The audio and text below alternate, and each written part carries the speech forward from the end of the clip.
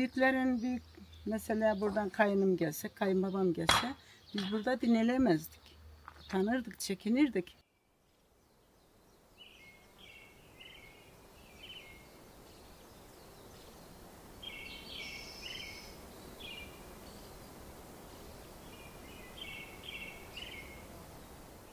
Hazır Kayseri'deyken böyle farklı köyleri gezip sizlere göstermeye çalışıyorum.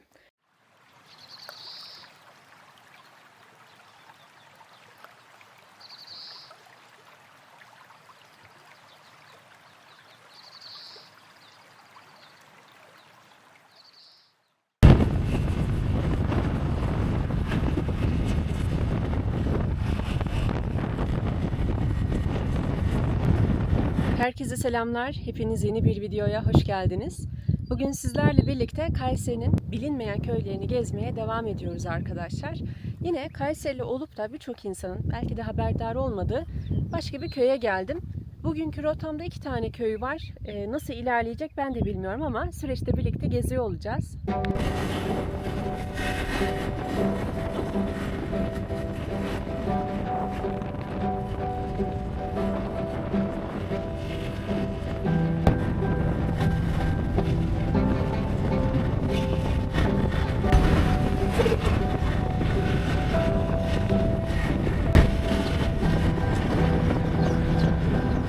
Görüyorsunuz yani bu yılki yağışlar tabii ki barajları da yükseltti. Yani buranın içinde balık var mı, bir şeyler var mı çok onu tabii bilemiyorum. Karşı tarafa ne kadar gidebiliriz? Karşıda bir minare var, bir ev var, boş. Köyün geri kalanı bu kısımda. Nice mahallesinden girdim. Bundan bir önce de Şahmelik köyü vardı. Aslında oraya da girecektim, orayı sonraya bıraktım. Önce buradaki köyü bir dolaşmak istiyorum. Bakalım etrafta ne var.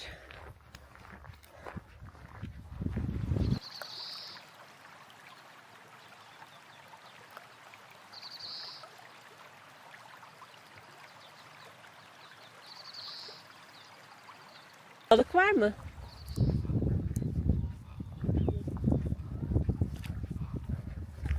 Normalde buranın balığı var mı? İlk defa mı geliyorsun?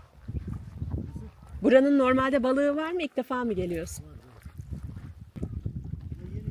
Hı hı. Ben de Develiyim, geziyorum bir taraftan, tanıtıyorum köyleri. Bakmaya geldim, burada batık minare var diye biliyorum. Batık derken işte suyun içinde vardı. Normal bir köydü, buraya yerleşim yeri. Ama baraj oldu, karşıya çıktı. Başka da bir özelliği yok. Şu karşıdaki köy ne? Burası çuluyor. He, yani burası. Buraya buradaydı, bu baraj oluşun, bu da oradan karşıya başladı. Bunun altında kalan sadece şu karşıdaki yapılar mı? Aynen, buralarda, biraz aşağılarda var, şurada, şu yukarılarda, şu böyle, şu. Peki kaç yıldır bura böyle mesela? Baraj tahmin 12-13 kilo oldu baraj olarak. 12-13 kilo oldu köydü. Şu anda buraya neden geldiğimi manzaradan anlamıyor olabilirsiniz. Fakat şöyle arkaya bir bakarsak, daha da böyle zoomlayıp suyun içine bakarsak bu köyün ilginç bir özelliği var.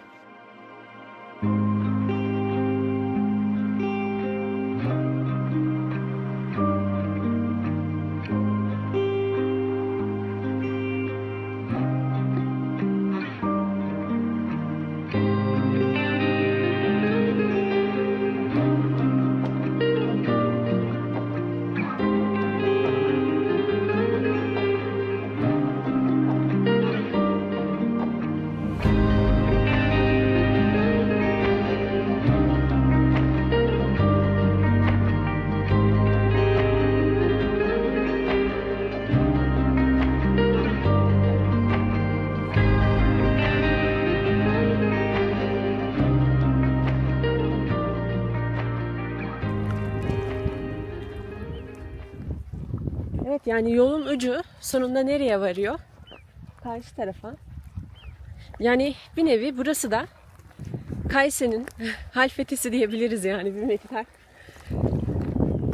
Tabii oranın manzarası da harika ama burada gelebileceğimiz yol buraya kadar. Buradan sonrasını baraj olduktan sonra köy zaten bir kısım altta kalmış. Şöyle etrafta gördüğünüz gibi. Suyu kirli zaten. Şimdi gidebileceğim çok bir yer kalmadı. Burada belli ki balık da bakıyorlar.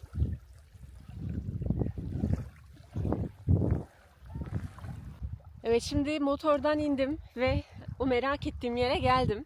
Hani Kayseri'de böyle de bir yer varmış arkadaşlar.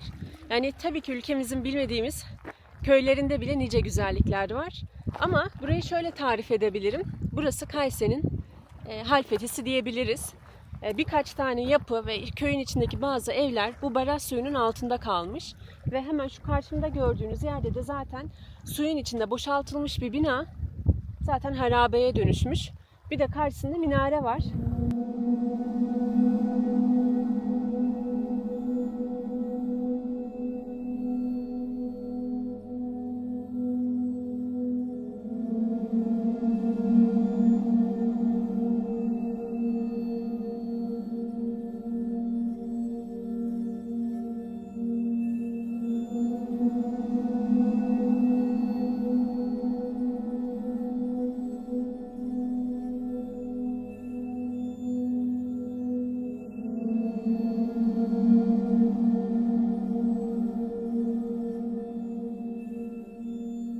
Evet, şu anda köy bu şekildeydi.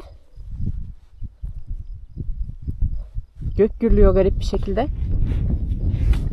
Umarım yine yağmur gelmiyordur.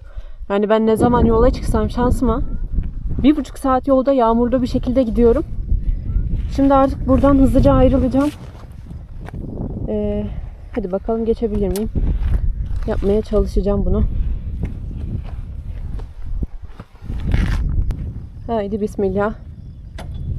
Evet arkadaşlar, siz de hazırsanız. Anahtar nerede? Anahtar hazır değil.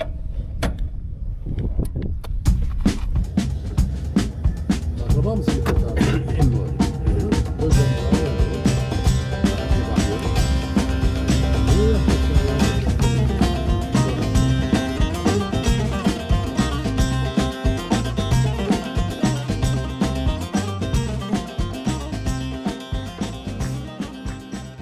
Şimdi sizin köyünüze geldik. Köyün orada bir İmamkulu kaya kabartmaları vardı. He, Orayı bir dolaştık. şu yukarı. Size de iyi denk geldik çünkü tam karşınızda böyle mor çiçekler var. Adını bilmiyorum ama. Ne o çiçeklerin ismi? Sümbül dedik ya, başka yerde başka ot diyorlar. Kendiliğinden çıkıyor değil mi? Ekmeden çıkmış. Ekin ekerlerden. Ne güzel. Evinizin önünü renklendirmiş böyle. Canım benim. Bizim değirmenimiz var şu tarafta da. Sol tarafa saparsan yerden kaynayan buz gibi suyumuz. İnşallah görürsen. Göl değirmeni diyorsun Ha. valla. Evet, gittim oraya da. Senin ismin ne bu arada? Nazife. Ben Kayseri'de oturuyorum. Orada olan bir kız var, canım benim. Buraya gezmeye mi geldin? Gittim Peki sana da. bu köyü biraz tarif eder misin? Yani yaşadığın yeri, köydeki gelenekleriniz var mı? Nasıl bir köy? Kayseri'nin nasıl bir Geleneğimiz- köyü burası? Canım, geleneğimiz önceden çok güzeldi. Saygı, sevgi.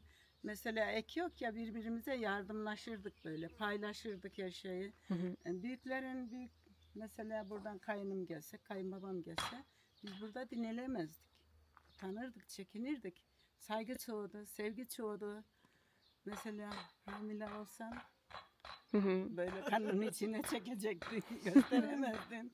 Eskikiler çok iyiydi. Şimdi Şu inekleri de çek. çok yardımlaşırdık. Köyde gençler var mı burada Var da? gençler. Öyle çok yok. Şimdi gençler Hep hep gittik, gurbette. kalan gelirler. Hı hı. Bundan sonra herkes villa gibi ev yapıyorlar. Hı hı. Geliyorlar. Burada daha çok böyle köylüler yaşıyor zaten. Evet. Onun dışında da şehir dışından gelenler ev yaptırıp burada oturuyor, Benim öyle mi? kimsem yok burada. Bir kız kardeşim var. Oğlumun ikisi Tomarza'da, birisi Kayseri'de sigortacı. Birisi de Edirne'de hastanede müdür, hanımı müzik doktoru. Kızım da Ne güzel. Mersin'de. O da- Tanıştığıma memnun oldum bu arada. Canım Size de iyi benim, denk teşekkür geldik abla. ediyorum. Ben de seni öpüyorum. Teşekkür Allah ederim güle ben güle de. gidesin. İnsan evlatlarıyla karşılaşasın. Kızım, Teşekkür ben de öpüyorum canım benim. Hayırlı yolculuk. Bir kahvenizi teyze. içeydiniz. Sağ ol, vallahi bizim- canım benim. Yolda çiçekleri görünce durmak istedik. Evet, sağ ol. Teşekkür Güle ederim. güle. Allah Tanıştığımıza insan memnun olduk. evlatlarıyla karşılaş, kurban Sağ olduğum olsun ama abla, Ben de görüşürüz. senden tanıştığıma memnun oldum. Hadi Allah'a emanet ol. Yolun açık olsun. Hadi görüşürüz. Hadi kızım, işin rast gelsin, güle güle.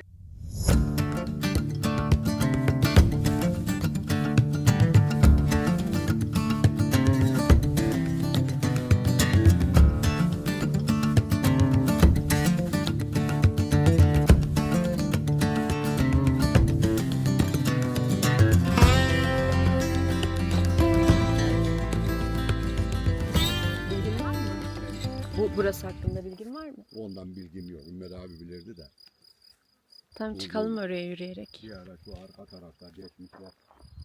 Şeyi çıkartmışlar, ne diyorlar. Şeyi çıkartmışlar şöyle yumruk gibi. Para bunun içinde diye onu da kırmış, parçalamışlar. Evet. 3 kişi. Onu da götürmüşler.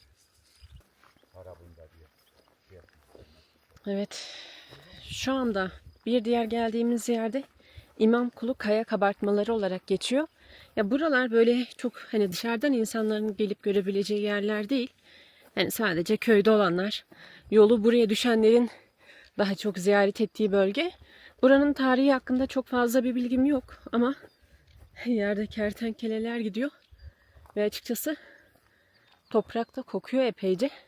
Şimdi karşıda bakın, gittiğimiz yer şuradaki kaya, o zoomladığım yer. Orada bir kabartma var. Onun tarihi bir kaya kabartması. Yani burada da hani böyle bu köyü meşhur kılan da bu İmamkulu kaya kabartmaları arkadaşlar.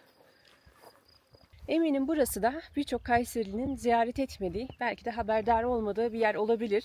Hazır Kayseri'deyken böyle farklı köyleri gezip sizlere göstermeye çalışıyorum. Böyle gün batımı saatine denk geldik. Karşıdan böyle güzel bir güneş vuruyor. Ben de motorumu bıraktım. Buraya kadar arabayla geldim. Yine köyden bir abi eşlik etti. Ona biraz anlatır mısın dedim ama kamera heyecanı olduğu için çok böyle rahatsızlık vermek de istemedim. Şu anda bu arkamda gördüğünüz yerde kaya kabartması. Birazdan yakınına gideceğiz. Hadi bakalım. Şu anda kuş sesleri eşliğinde bu kayanın dibine geldik. Ama anladığım kadarıyla hani çok okunaklı bir kabartma değil. Tabii ne anlama geliyor, ne anlatıyor bilemeyeceğim. Bakın etraf böyle bir yer. Aşağısı yemyeşil bir alan. Ve burada da bu kaya var. İşte bu da İmamkulu kaya kabartması olarak geçiyor arkadaşlar. Hani üzerinde ne var, ne resmedilmiş, bunu açıkça seçemiyorum şu anda.